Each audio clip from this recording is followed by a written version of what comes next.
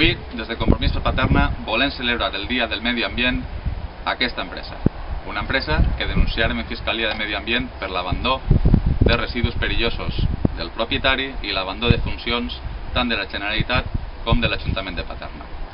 Així estem en el mateix Fukushima que denunciarem de Paterna en la mateixa bassa d'Aguarràs un any i mig després de la nostra denúncia. I com vegeu, rodejats d'amiant, rodejats de residus perillosos, no s'ha fet cap avanç en un any i mig.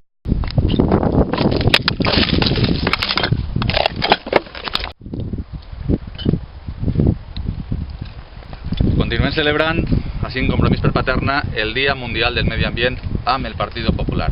I així estem en el Fukushima de Paterna, envoltats de botelles de residus perillosos, envoltats d'amiant, tal i com varen denunciar en Fiscalia fa un any i mig i en les mateixes circumstàncies i en la mateixa situació. No han fet absolutament res, perquè tampoc han presentat conforme anunciaren en premsa, no? No hi ha res ballat, se pot entrar lliurement. Hem entrat Completament.